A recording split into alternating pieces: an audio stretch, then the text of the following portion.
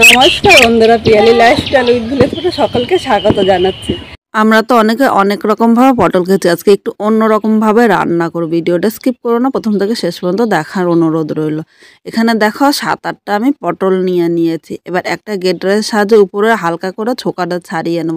খুব ডিপ করে কিন্তু কাটতে হবে না, তোমরা যদি বটিতে কাটে একদম হালকা করে উপরে ছোকাটা এইভাবে পরিষ্কার করে নেবে। এবার পটলগুলো সামনে ও পেছনে এভাবে অল্প অল্প করে কেটে আমি বাদ দিয়ে দেব। এইভাবে কেটে সব পটলগুলো আমি পরিষ্কার করে নিয়েছি। এখন পটলগুলো ধুয়ে নিয়ে আসবো। এদিকে একটা কড়াই বসিয়ে দিয়েছি, কড়াইয়ের মধ্যে আমি সর্ষের তেল দিয়ে দিলাম। এই রান্নাটি কিন্তু অবশ্যই সর্ষের তেল দিয়ে করবো, আর সর্ষের তেল দিয়ে করলে খেতে খুব ভালো লাগবে, সাদা তেল দিয়ে কিন্তু একটুও ভালো লাগবে না। এবার এই তেলের মধ্যে সামান্য একটু লবণ দিয়ে দিলাম ও 1/2 চামচ হলুদ দিয়ে দিলাম। মিডিয়াম আগুনে হলুদ ও লবণটা ভালো করে মিশিয়ে নিয়েছে। আর এদিকে দেখো পটলগুলো কিন্তু ধুয়ে এনেছিলাম। এবার এর মধ্যে আমি নিয়ে নিলাম। এখন মিডিয়াম আগুনে তেলের সাথে পটলটা নেড়ে চেড়ে মিশিয়ে নেব। আমি এখানে হলুদ ও লবণটা তেলের মধ্যে দিয়েছি, তোমরা ইচ্ছে করলে কিন্তু পটলের মধ্যে মেখেও দিতে পারো, কিন্তু পটলের না মেখে এইভাবে একবার পটলটা ভেজে দেখতে পারো, খেতে কিন্তু দুর্দান্ত লাগবে। এবার এর সাথে মাঝারি সাইজে 2টো পেঁয়াজ নিয়েছি, পেঁয়াজটা হাফ হাফ করে এইভাবে কেটে নিয়েছি। আমি পটলটা 3 মিনিট নেড়ে চেড়ে নিয়েছিলাম। এবার একই সাথে এই পেঁয়াজটা আমি পটলের সাথে ভেজে নেব। আর নিয়েছি 10-12 কোয়া রসুনটা তোমরা কম বেশি করে নিয়ে নিতে পারো। এখন সব কিছু আবার একসাথে নেড়ে চেড়ে মিশিয়ে আরও 4 থেকে 5 মিনিট মিডিয়াম আগুনে ভেজে নিতে হবে। আমরা সবসময় একরকমভাবে পটল না খেয়ে একটু অন্যরকমভাবে কিন্তু খেলে দুর্দান্ত লাগবে। এইভাবে পটলটা রান্না করলে কিন্তু প্রতিদিন বলবে। এখানে দেখো লাল করে পটলটা ভেজে নিয়েছে, আর এর সাথে পেঁয়াজ ও রসুনটাও কিন্তু ভাজা হয়ে গিয়েছে। এবার একটা থালার মধ্যে আমি পটলগুলো তুলে নিলাম।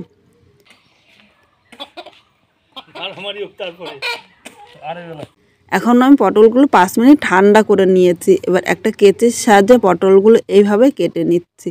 আমি কিন্তু আগের থেকে এইভাবে কেটে নিইনি। আর তোমরা এই কাজটি ইচ্ছে করলে হাত দিয়েও করতে পারো, কিন্তু পটলের ছোকাটার জন্য পটলটা একটু শক্ত শক্ত থাকে, তাই আমি এইভাবে কেচি দিয়ে সব পটলগুলো হাফ হাফ করে কেটে নিচ্ছি। এখানে সব পটলগুলো দেখো এইভাবে কেটে নিয়েছি। পটল ভাজার পর কড়াইতে যেই তেলটা ছিল সেই তেলেই কিন্তু রান্না করো, আমি আর আলাদা করে তেল দিইনি, আর খুব অল্প তেল মশলায় রান্না করবো। এখানে দেখো লঙ্কাটা হালকা ভেজে নিয়েছি। এবার এখানে যে পেঁয়াজ রসুনটা এর সাথে ভেজে নিয়েছিলাম সেই মশলাটা আমি করে নিয়েছি। এখন কড়াইয়ের মধ্যে নিয়ে নিলাম, মিডিয়াম আগুন আরও 2 থেকে 3 মিনিট রান্না করে নেব। এদিকে দেখো এর মধ্যে অনেকটাই মশলা লেগে আছে, তাই এই বাটিটা ধুয়ে সামান্য একটু জল দিলাম, খুব বেশি কিন্তু জল দেব না। এবার মশলাটা ততক্ষণই কষাতে হবে যতক্ষণ না এর থেকে কাঁচা গন্ধটা চলে যাচ্ছে। এইভাবে মশলাটা 3 থেকে 4 মিনিট কষিয়ে নেব। আবার সামান্য একটু জল দিলাম। এভাবে জল দিয়ে দিয়ে মশলাটা কষালে কিন্তু কষানো সুন্দর হবে।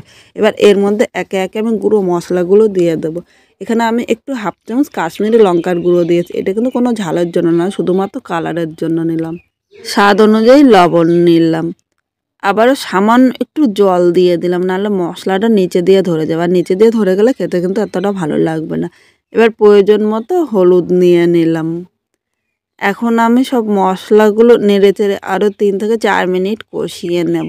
এইভাবে অল্প অল্প করে কষালে কষানোটা সুন্দর হবে, আর যে কোনো রান্না খেতেও কিন্তু ততটা ভালোই লাগবে। এবার এখানে দেখো মশলাটা কষানো হয়েছে, আর মশলা থেকে তেলও ছেড়ে দিয়েছে। এদিকে যে ভেজে রাখা পটলটা এর মধ্যে আমি নিয়ে নিলাম। এবার মশলার সাথে পটলটা নেড়ে চেড়ে মিশিয়ে আরও 4 থেকে 5 মিনিট আমি রান্না করে নেব। আমরা সবসময় একরকমভাবে পটল রান্না করি, একরকমভাবে পটলটা রান্না না করে একটু অন্যরকমভাবে রান্না করে দেখতে পারো। শীতের সকালে ধোয়া ওঠা গরম ভাতের সাথে পটলে এরকম একটি রান্না থাকলে কিন্তু আর কিছুই লাগবে না। আর অনেকে পটল পছন্দ করে না, তাদের একবার এইভাবে রান্না করে দেবেন, তারা কিন্তু বারবার বলবে এইভাবেই রান্না করার জন্য। এখানে দেখো মিডিয়াম আগুনে পটলটা আমি আরও 4 মিনিট রান্না করে নিয়েছি, আর পটলটা পুরো জলটা কিন্তু টেনে নিয়েছে। এবার এর মধ্যে সামান্য একটু গরম মশলা দিয়ে দিলাম। গরম মশলাটা নেড়ে চেড়ে মিশিয়ে আর 1 মিনিট স্ট্যান্ডিং টাইমে রাখবো। এখন কিন্তু আমি আগুনটা বন্ধ করে দিয়েছি। এবার একটা পাত্রের মধ্যে নামিয়ে নিলাম। আজকে আমি যেইভাবে এই পটলটা রান্না করলাম, তোমরা যদি সেভাবে রান্না করো অবশ্যই খেয়ে কীরকম লাগলো কমেন্ট করে জানাতে কিন্তু ভুলো না। নতুন কোনো বন্ধু আমার এই ভিডিওটি দেখতে আসলে ভালো লাগলে একটা লাইক শেয়ার ও কমেন্ট করো, সাবস্ক্রাইব করে পাশে থেকে, যাতে নতুন নতুন ভিডিও আপলোড করলে সবার আগে নোটিফিকেশন তোমার কাছে পৌঁছে যায়। পুরো ভিডিওটা দেখার জন্য তোমাদের অসংখ্য ধন্যবাদ।